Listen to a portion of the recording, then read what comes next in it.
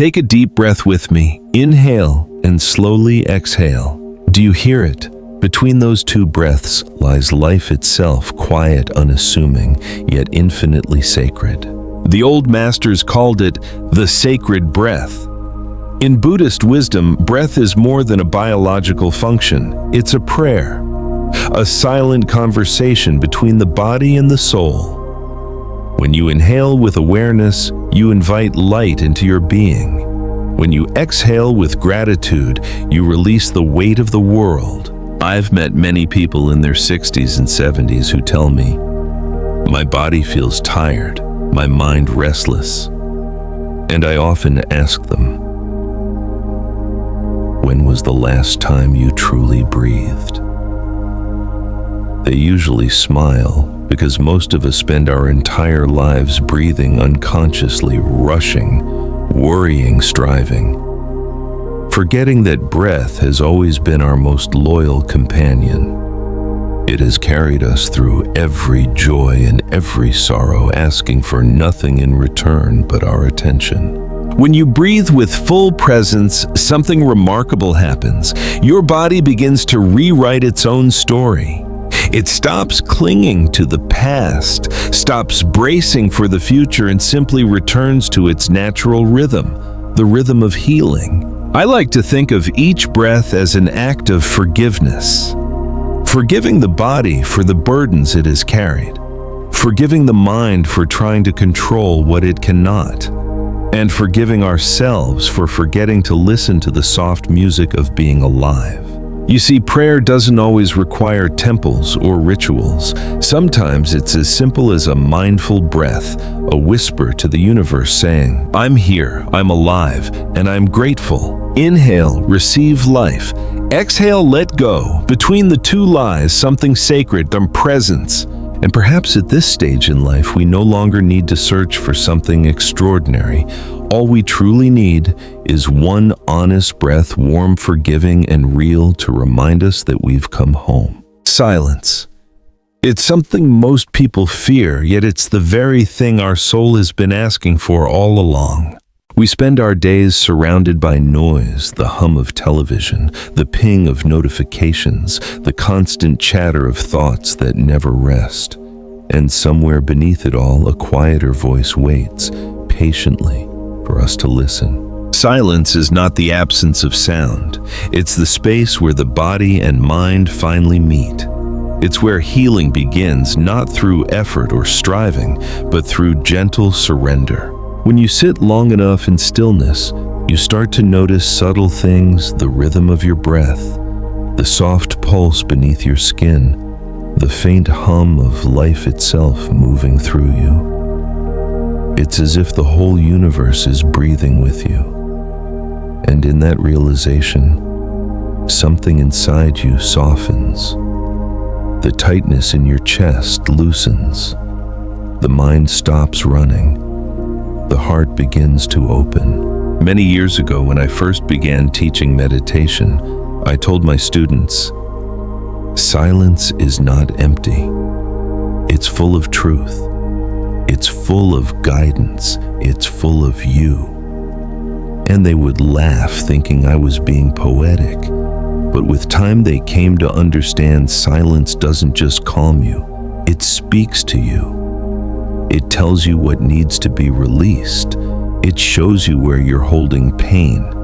It reminds you that peace was never lost, only buried beneath the noise. At 60, I've learned that real healing doesn't come from doing more, but from listening more deeply.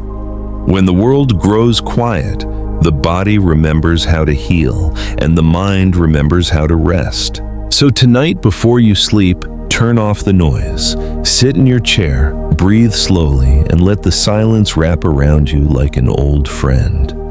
Don't try to fix anything. Don't try to understand. Just listen. Truly listen, and you'll find that the silence has been waiting to teach you all along.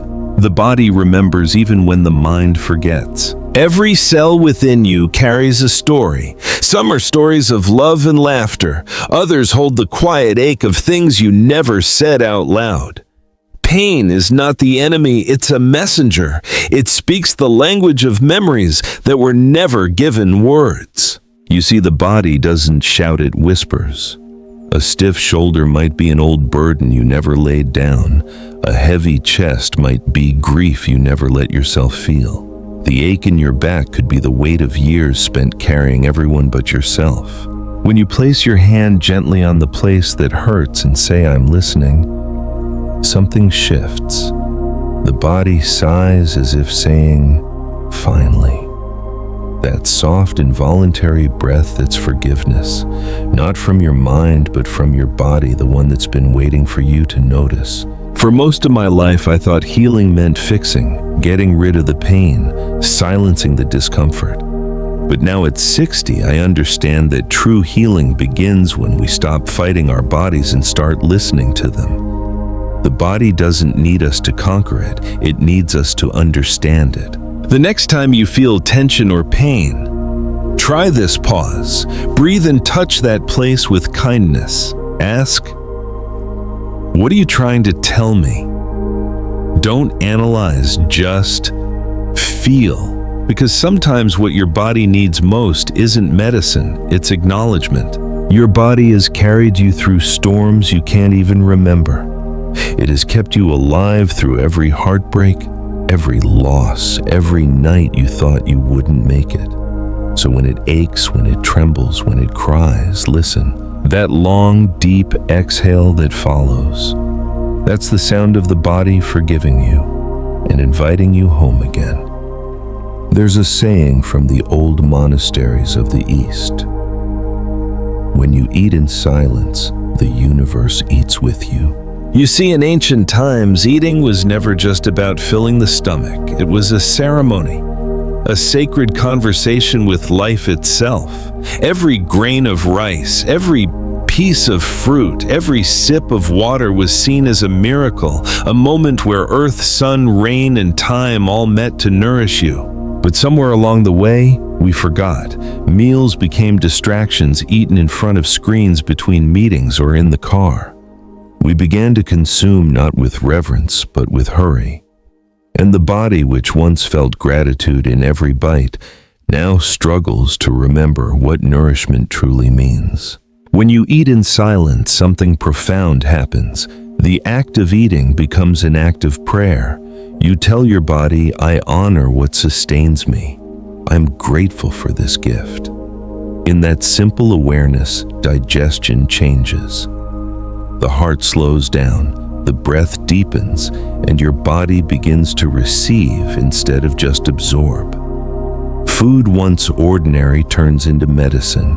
Try this the next time you eat. Put your phone away, sit quietly. Look at what's on your plate. Imagine how many hands, how many lives, how much sunlight it took for this moment to reach you. Then take one slow bite, chew gently with full attention. Feel the life entering your body. This is not about dieting or rules or purity. It's about remembering that every meal is a chance to reconnect with the earth, with your body, and with the sacred rhythm of giving and receiving. When you eat with awareness, food becomes more than nourishment. It becomes light, a bridge between body and soul.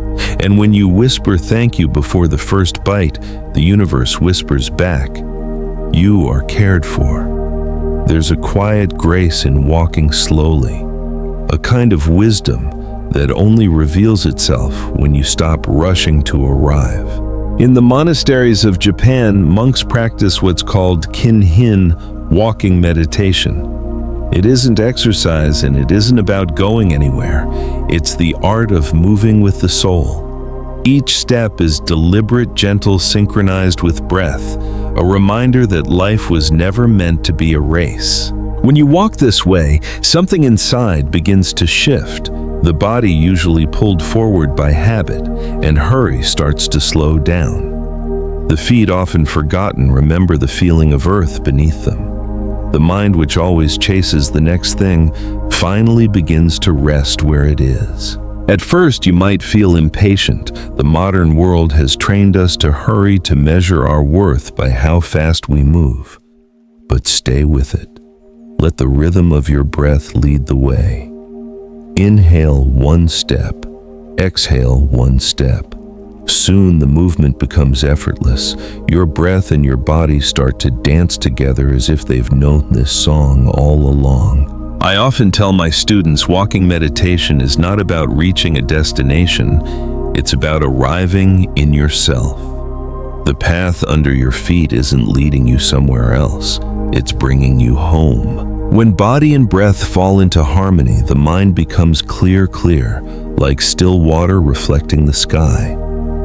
Worries dissolve, time softens, and every step becomes a prayer of gratitude for simply being alive. So the next time you walk to your car to the garden, even just across the room, try this: slow down.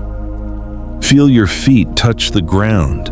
Let your breath guide your pace. Whisper to yourself, "No need to hurry, I'm already here." Every mindful step is a healing one.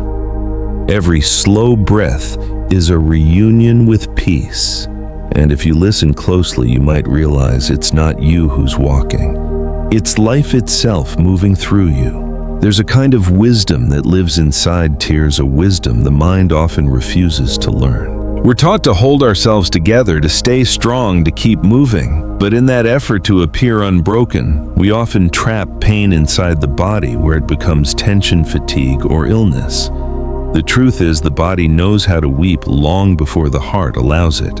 When you finally let yourself cry, not out of despair but out of surrender, you are allowing the body to do what the mind has been too proud to do, to release, to cleanse, to forgive. I once spoke with a man in his 70s who said, "I haven't cried in 50 years. He smiled as if it were a badge of honor. But behind that smile was a lifetime of silent weight, unspoken losses, ungrieved goodbyes, moments swallowed instead of felt. When tears finally came, they weren't a sign of weakness. They were the body's way of saying, "Thank you for finally listening." You see, tears are not just water, they carry stories. Every drop that falls is a piece of emotion the body has been holding for you, waiting patiently for permission to leave. And when you give that permission, something miraculous happens. The breath deepens, the shoulders drop, the heart softens, the air feels lighter. You are reborn not into someone new, but into yourself unburdened. So if tonight in your quiet room you feel the sting behind your eyes, don't fight it, let it come. Let your body cry for the mind that has tried to stay in control for too long. Because each tear that falls is not a sign of breaking down. It's a sign of breaking open. And in that opening, healing begins. There's a fire that lives inside you. Not the fire of anger or ambition, but the quiet flame of life itself. It's the same fire that digests your food, heals your wounds, and keeps your heart warm in the face of pain. The old masters called it the inner fire, the sacred flame of vitality. But that flame is sensitive. When we cling to resentment, when we replay old wounds again and again, it's as if we pour cold water over it. The body stiffens, the mind closes, and our energy begins to dim. We think we're protecting ourselves by holding on, but in truth, we're starving our own light. Forgiveness is the breath that rekindles that flame. Not the kind of forgiveness that excuses or forgets, but the kind that simply says, "I no longer want to carry this." When you forgive, you stop feeding the pain. You let the fire burn, not to destroy, but to transform. I remember an old monk once told me, "Anger burns fast and leaves ashes. Compassion burns slow and gives warmth." That stayed with me, because forgiveness is not a one-time act, it's a daily tending of that inner fire. It's the moment you choose peace instead of punishment, release instead of resistance. Sit quietly for a moment. Place a hand over your heart. Feel the warmth beneath your palm. That's the fire. It has never gone out. It's only waiting for air. With each breath of acceptance, with each exhale of letting go, you give it life again. And soon that inner fire begins to glow, not to scorch, but to illuminate. It shines through your eyes, your voice, your presence. Others feel it not as heat, but as calm strength. So forgive not because they deserve it, but because you deserve to burn brightly again. Your light is not meant to flicker in bitterness. It's meant to shine gently, steadily, warming the world around you. Your body is not just made of flesh and bone. It's architecture carefully shaped by the soul that inhabits it.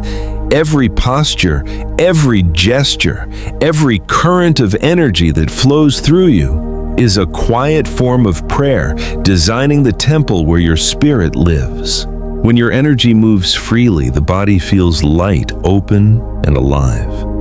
But when fear or tension blocks its flow, the body begins to collapse inward. The shoulders hunch, the breath shortens, the chest tightens. It's as if the soul is whispering, "You've forgotten the space you were meant to live in." The ancients understood this well. They saw the body not as a machine, but as a sacred vessel, a moving mandala. Every motion was an offering, every stillness a doorway. When they bowed, it wasn't just ritual, it was alignment, the heart meeting humility, the spine remembering grace. Modern life has trained us to live mostly in the head, disconnected from the living temple below it. We scroll, we think, we plan, but we rarely inhabit ourselves. Yet when you pause to stand tall, breathe deeply, and feel your feet root into the earth, something extraordinary happens. The energy returns to balance. The architecture rebuilds itself. Try this simple remembrance. Before you move, breathe.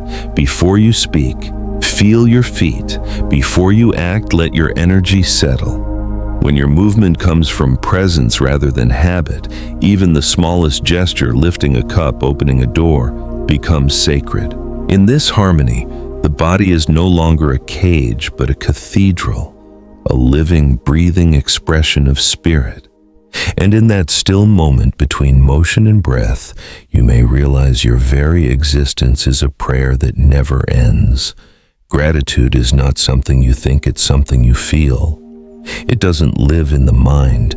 It hums quietly in the heart like a soft melody, reminding the body that it is safe. Before sleep, when the world finally slows down, try this place, one hand over your heart.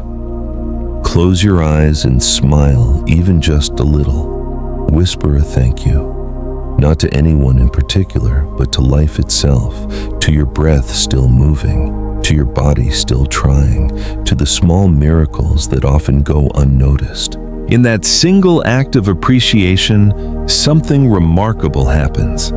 The body relaxes, the nervous system softens, the cells begin to sing together, not in words, but in vibration. Gratitude changes your frequency. It tells every part of you, you can rest now, you are safe to heal. I've met many people in their later years who tell me they can't sleep. But it's not the body that's restless, it's the heart that has forgotten how to say thank you. Once they start ending each night with 3 simple gratitudes for breath, for warmth, for one small kindness, their nights begin to change. Sleep becomes softer, dreams gentler, mornings lighter. You see, healing isn't always about what you add. Sometimes it's about what you feel. Gratitude doesn't erase pain, but it transforms how pain moves through you. It turns struggle into meaning, fatigue into peace, and the ordinary into something quietly sacred. So tonight, before you drift into sleep, smile to your body and whisper, "Thank you for carrying me." Let that be your prayer. And as you rest, feel the silent chorus of your cells, every one of them humming in harmony, glowing with the simple truth that joy itself is medicine. There's a moment often late in life when you stop trying so hard to become someone and finally remember who you've been all along. That's what awakening really is. It's not becoming better, purer, or more spiritual. It's remembering that beneath all the noise, all the striving, all the self-criticism, You were never broken. You were always whole. The world teaches us early on that something is missing that we must fix, improve, achieve. And for decades, we chase that illusion. We patch ourselves together with accomplishments, relationships, and goals. But deep down, the soul keeps whispering, you don't need to be repaired. You only need to remember. When you finally stop trying to fix yourself, a great silence appears. It's gentle, not empty like the calm after a long storm. In that silence, the body begins to bloom again. The breath slows, the heart softens. Every cell seems to sigh as if saying, "Thank you for letting me just be." I've seen it many times. People in their 50s, 60s, 70s who spent a lifetime chasing self-improvement only to discover that peace was never in the chase. It was in the pause. It was in the listening. It was in the tender acceptance of what's already here. You see, awakening is not about building a new self. It's about coming home to the self that never left. The cracks you've spent years trying to hide are not flaws. They are openings, places where the light enters. So tonight, if you feel tired of fixing, let that exhaustion be sacred. Sit quietly, breathe softly, and whisper to your heart, I was never broken. I was only asleep. And as you remember this, feel how your body responds not with effort, but with relief.